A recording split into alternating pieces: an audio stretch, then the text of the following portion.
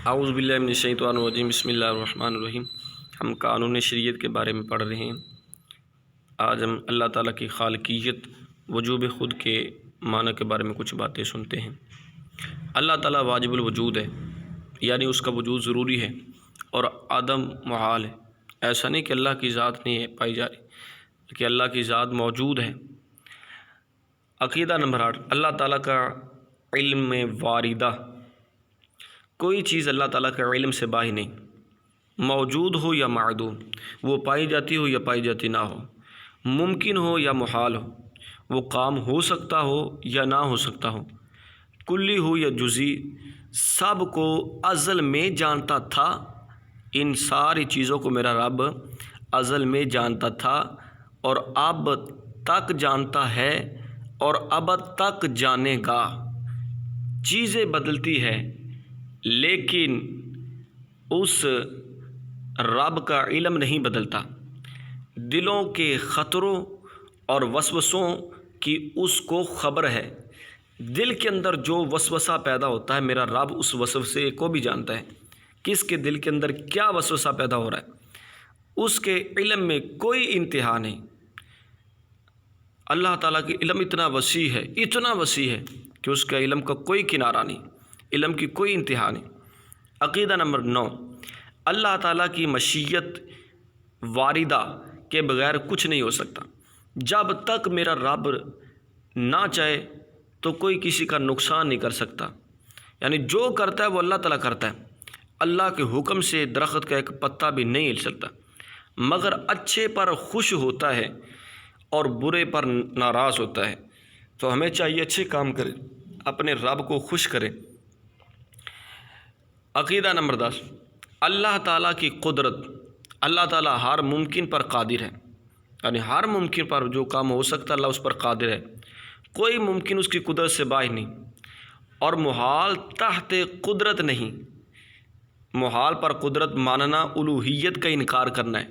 کوئی ایسی چیز ہی نہیں کائنات کے اندر ہے کہ جو رب کے لیے محال ہو، یعنی ہر جو چیز ہے، ہر جو بات پائی جا رہی ہے، ہر جو کام ہے وہ میرے رب کے لیے ناممکن نہیں ہے، وہ محال نہیں ہے، بلکہ اللہ تعالیٰ کے لیے ہر جو بات ہے وہ ممکن ہے، اور ہر ممکن پر میرا رب قادر ہے، کوئی ممکن اس کی قدرت سے باہر نہیں ہے۔ عقیدہ نمبر 11، خیر و شر، کفر و ایمان، اطاعت و عصیان اللہ عز و جل ہی کی تقدیر و تخلیق سے ہے۔ خیر و شر یعنی بھلائی اور برائی، کفر و ایمان، اطاعت و عصیان اللہ کی پیروی کرنا، اللہ کی نافرمانی کرنا، یہ اللہ عز و جل ہی کی تقدیر و تخلیق ہے۔ ٹھیک ہے، اللہ تعالیٰ نے اس کو پیدا فرمایا ہے۔ تقدیر کے اندر یہ باتیں لکھی ہوئی، اور جو تقدیر کے لکھی وہ بندہ وہی باتیں کام کرتا ہے۔ ایسا نہیں ہے کہ جو رب نے لکھ دیا ہے تو اس پر ہی بندے کو مجبور کیا وہی کام کرے، نہ، بلکہ اللہ تعالیٰ جانتا ہے کہ بندہ کیا کچھ کرنے والا ہے، یہ بھلائی کرنے والا یا برائی کرنے والا ہے، یہ کام کرنے والا یا وہ کام کرنے والا۔ تو جو کام کرنے والا تھا بندہ، تو وہ اللہ تعالیٰ نے اس کے بارے میں لکھ دیا، اور جو نیک کام کرنے والا تو اس کے بارے میں نیک لکھ دیا، جو برے کام کرنے والا تھا اس کے بارے میں وہ باتیں لکھ دی۔ تو یہ جو بندہ کرنے والا وہ میرے اللہ تعالیٰ نے کو لکھ دیا۔ عقیدہ نمبر 12، حقیقت روزی پہنچانے والا وہی ہے، روزی دینا یہ میرے اللہ تعالیٰ کی ذات جو ہے وہی بندوں کو رزق عطا فرماتا، روزی عطا فرماتا۔ فرشتہ وغیرہ یہ وسیلہ ہے، حقیقی طور پر رب کی ذات عطا فرماتی، لیکن فرشتہ یہ کیا ہے؟ وسیلہ ہے اور واسطہ ہے۔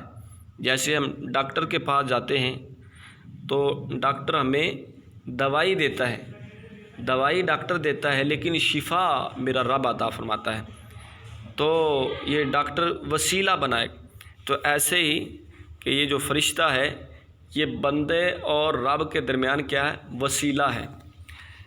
عقیدہ نمبر 13، اللہ تعالیٰ پر کچھ واجب نہیں، اللہ تعالیٰ کے ذمہ کچھ واجب نہیں، نہ ثواب دینا، نہ عذاب کرنا، نہ وہ کام کرنا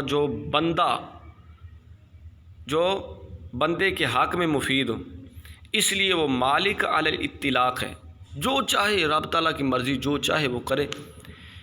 حکم دے تو فضل، یہ اللہ کا فضل ہے، عذاب کرے تو یہ میرے رب کا عدل ہے۔ ہاں اس کی یہ مہربانی ہے کہ وہی حکم دیتا ہے جو بندہ کر سکے، جو بندہ نہیں کر سکے اللہ اس کا حکم نہیں دیتا، بلکہ میرا رب اس کا حکم دیتا ہے جو بندہ کر سکے۔ اور اللہ تعالیٰ ضرور مسلمانوں کو اپنے فضل سے جنت عطا فرمائے گا، کافروں کو اپنے عدل سے جہنم میں ڈالے گا، اس لیے کہ اس نے وعدہ فرما لیا ہے کہ کفر کے سوا جس گناہ کو چاہے معاف کر دے گا، اور اس کے اس کے وعدے وعید، اللہ کے وعدے اور وعید جو ہے یہ بدلتے نہیں ہیں، اس لیے عذاب و ثواب ضرور ہوگا۔ تو یہ اللہ تعالیٰ کا فضل ہے، اللہ کا کرم ہے، مسلمانوں کو جنت عطا فرمائے گا، کافروں کو جہنم کے اندر ڈالے گا۔ کفر کے سوا جس گناہ کو میرا رب چاہے معاف کرے، لیکن کفر جو ہے اللہ اس کو معاف نہیں کرے گا۔ اللہ تعالیٰ کی بارگاہ میں دعا ہے کہ اللہ تعالیٰ ہمیں صحیح معنی کے اندر سمجھنے کے اللہ پاک توفیق عطا فرمائے، آمین ثم آمین۔